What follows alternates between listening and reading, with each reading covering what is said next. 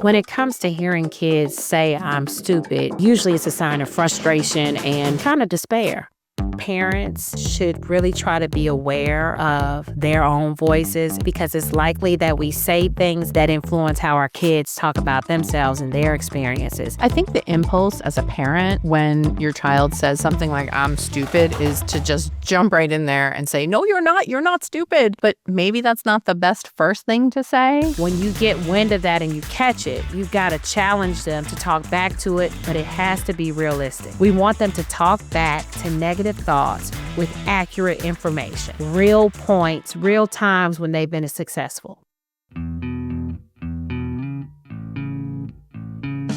Hello and welcome to In It, a podcast for families with kids who learn and think differently. Here you'll find advice, camaraderie, stories of successes, and yes, sometimes failures from experts and from parents and caregivers like you. I'm Gretchen Vierstra, a former classroom teacher and an editor here at understood.org. And I'm Rachel Bozek, a writer, editor, and mom who has definitely been in it. Today, we're getting some advice on what to do when your child says, I'm stupid.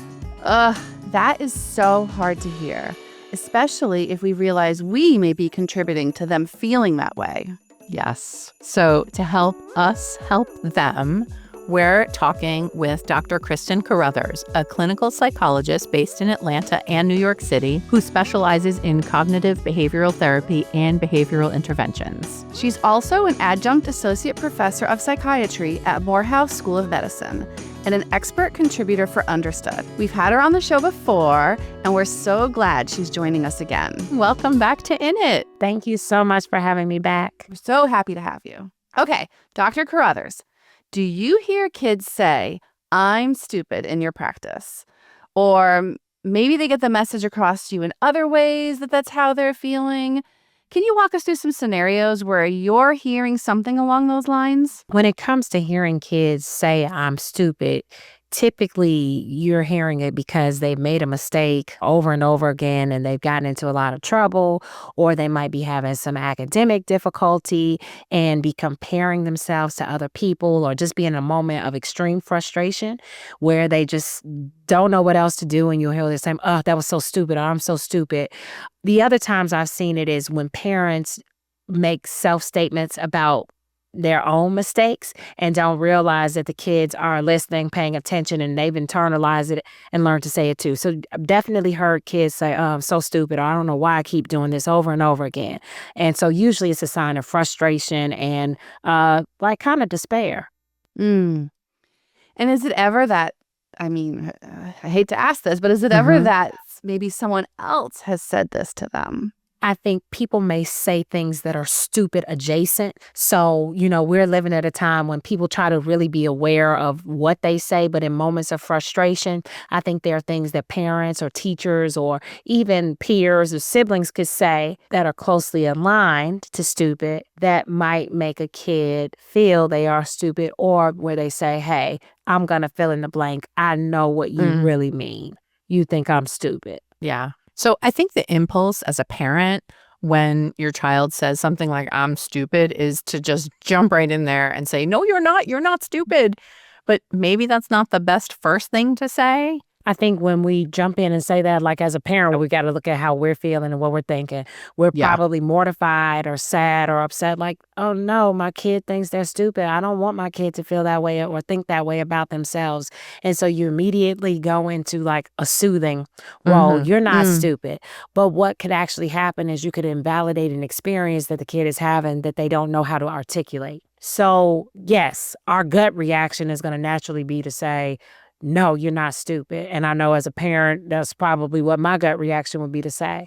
But one of the things that I think if parents had time, which we often don't, would be nice if you could take a beat and say, wait, that's something that's really kind of mean to say to yourself. Or, whoa, I hate that that's what you think about yourself. I wonder where is that coming from, or what's going on? Let's talk about that. So rather than to just shut down the statement, to try to explore and figure out where the kid is coming from, so that when you address it, you can actually address what the actual issue is, rather than just kind of shutting down the conversation and giving a pat on the back or a cuddle to say you're not stupid, because it may be about a friendship or it may be about a class activity, but you won't know if you haven't explored. That makes a lot of sense. So I love this tip about exploring and taking a beat, right? It's really hard to do that as parents, but we should. So if you do that and you have a better sense of why they're saying they're stupid, what are some constructive responses? So after you've kind of gotten to the heart of the matter, what do you say next?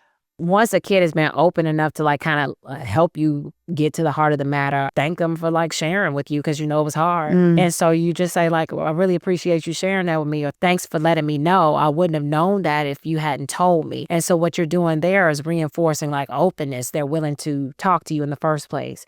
I think then you follow it up with some information that is like accurate. And remember, the function of like giving accurate information is so that you can validate what's real and reframe what's not. So if the kid is saying, well, I felt so stupid when I got a 60 on that math test, and I know that we studied so hard together and it just felt like a waste, then you would say, I know it can be pretty disappointing to study so hard and then to not get the score you wanted. Thanks for letting me know that, right? So just staying right there. And the kid might be willing to talk to you more and give more detail, or you might say, I've been there and I know how that feels. I wonder if there's something we could do differently the next time. It doesn't mean that you'll fail the next time. This is one moment in time. Just because this happened this time doesn't mean it'll happen next time. Or, you know what? You're right. This is your third 60 and we've been working really hard. Maybe it's time for a tutor. Right? So kind of giving the kids some options, but staying balanced. So we've talked now about what to say. Yeah. But I think sometimes, despite our best efforts, yes, we may sometimes say things that contribute to our kids feeling badly about themselves or thinking this about themselves. Can you walk us through some statements that parents and caregivers should avoid? And they may be things that we say that could be part of the problem, but we don't even realize it when we're saying it. Absolutely. And I'll be honest, I'm guilty of it too as a parent. So this is a great exercise for me. I literally, like at bedtime, used to say like, I need you to lay your head on the pillow. And it was my tone and my delivery that a friend heard and was like, ooh, that's rough. And so, so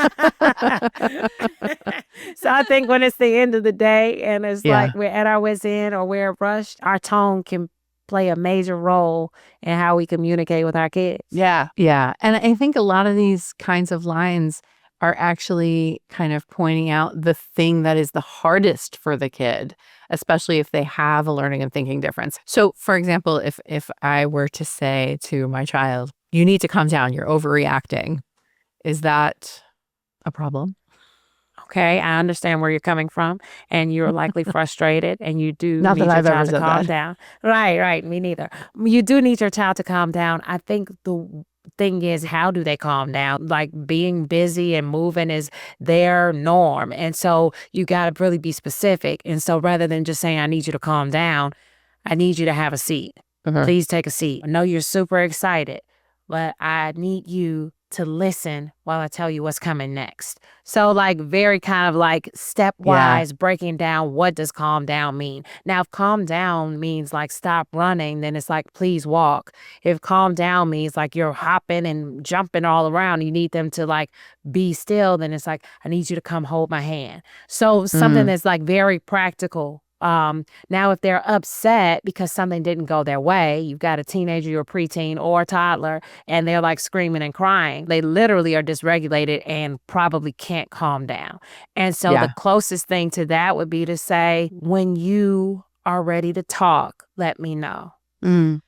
Yeah. Right? So you're not telling them how to get ready. You're not telling them when to be ready, but you're saying like they obviously can't have a conversation because they're dysregulated. And if you point that out, they might become more dysregulated. So it's like, when you are ready, let me know. And is the whole, I think I know the reason why you have to give them more specifics because if you tell a kid to calm down and they can't on their own, is that where they get to the self-doubt and feelings of, well, I guess I must be dumb because I can't figure this out on my own? Or what if they think they are doing it and it's not meeting your expectation of what calm down means. And then you're still angry with them, and they can't figure out why you're still angry, because in their mind, they have calmed down. That whole cycle can start too, because it's like, well, I did what you said. Nothing is ever good enough. So I think that's why it's like having the clear definition. What looks like calm to you may not look like calm to me. Okay, so here's another one. What do you think about saying something like, why are you so distracted? And can you just focus? Which I feel like is such a natural thing to say when you're trying to get a child's attention. Especially if your child has like ADHD, inattentive type, and they're like constantly distracted, and it's hard to focus them. I think whenever we as parents say something like that to kids as a question, it really is just a signal of frustration. You don't want an answer. You know the answer. Like, that's what their core struggle is. And so maybe it's better to just kind of call out, like, I really am feeling frustrated. I've asked you to focus 3 times, and it's hard when you aren't focused, right? And so I think it's okay for parents to acknowledge when they're frustrated. And you know, I know that there are different models that suggest, like, okay, you got to stay patient, you got to stay calm. But if you're at the point where you're asking questions, why can't you are obviously not calm.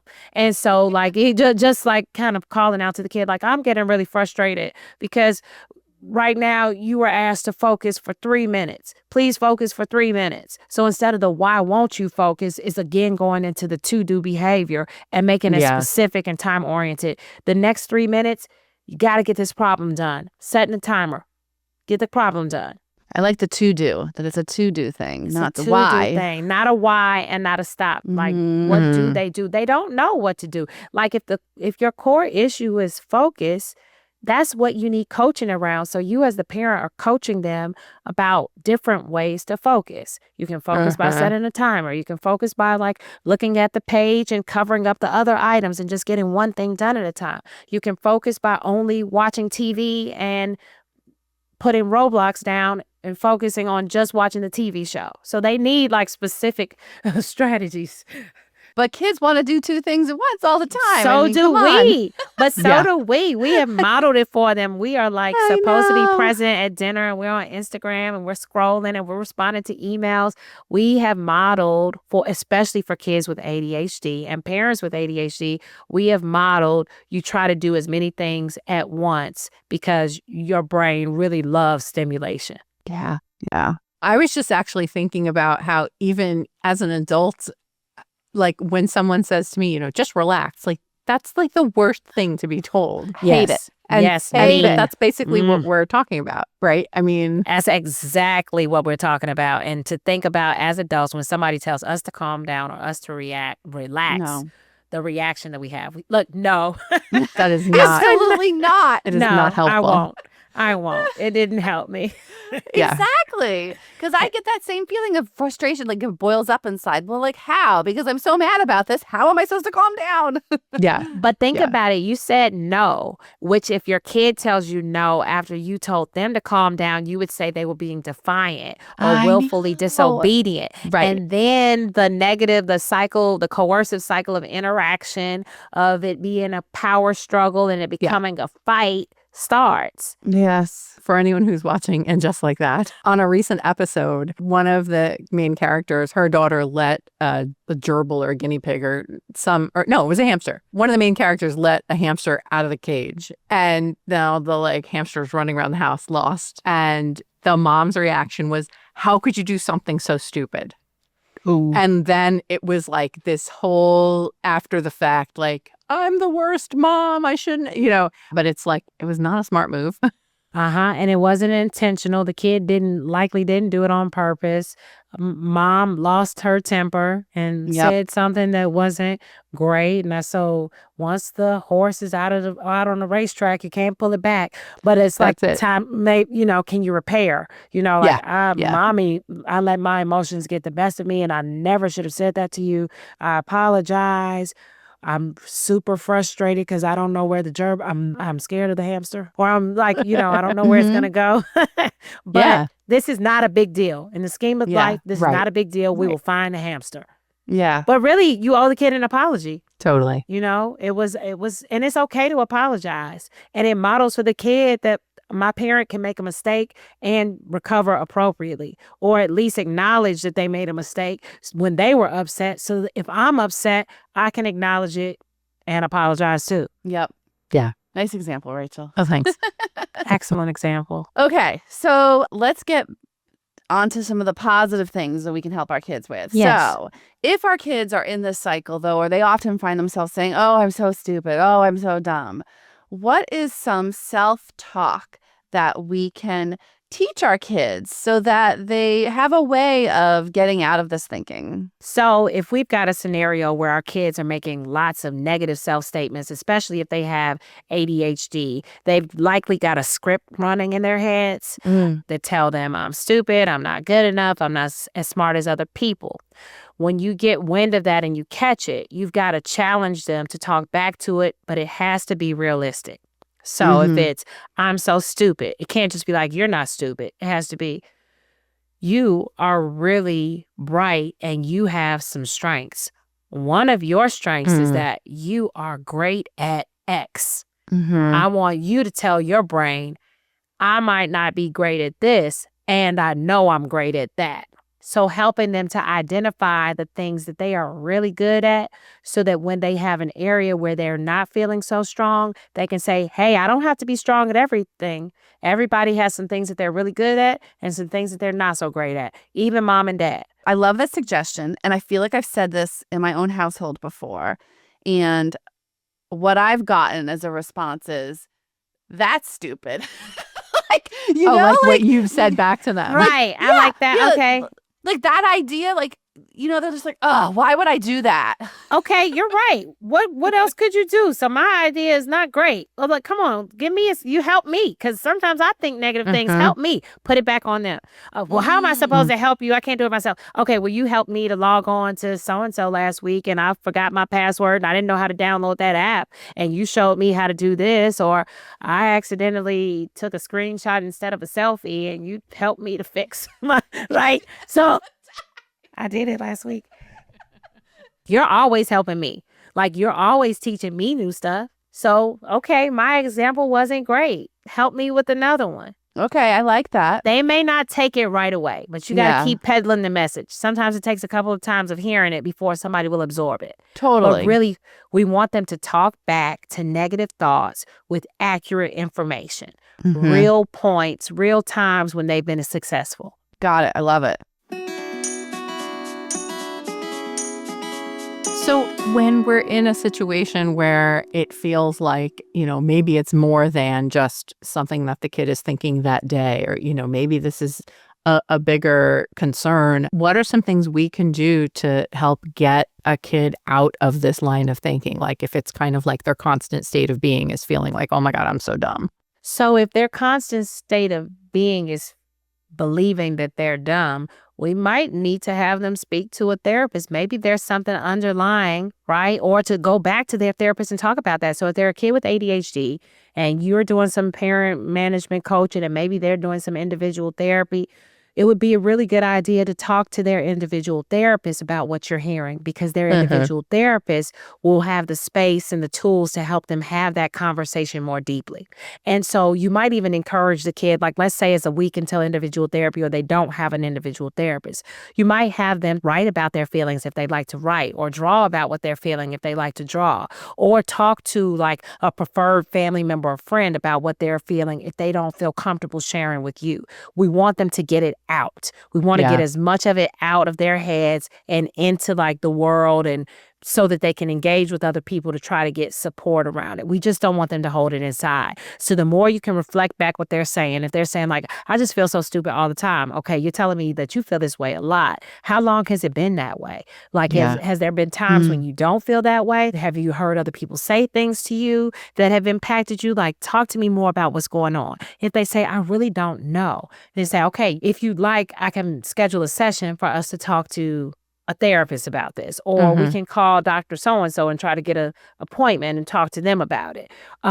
Just keep the conversation going and then reach out for support. Yeah, that is really helpful. And, sometimes, and this is a real example from a friend of mine, it could even be before there's a diagnosis. And this happened, my friend's son at the end of the school year of last year saw other kids getting these like, academic awards and this and that. I think it was like the end of 6th grade for him. And he said something just kind of like, ugh, I'm so stupid. And she had no idea that this is just how he's been feeling because he's around other kids who may be seen as higher achievers or whatever the case may be. And she felt horrible and was like, wait, like what's going on here? And ended up realizing that this has been going on for a while. And they got him evaluated and actually got an ADHD diagnosis. Wow. And she ended up with a 504 for him. But that was actually kind of like the trigger that made her see that there was an issue. And what's so important is that she took him seriously. Like he made the statement and she didn't just brush it off. Yeah. She said, oh, this is a signal that something else is going on. Let me follow this up.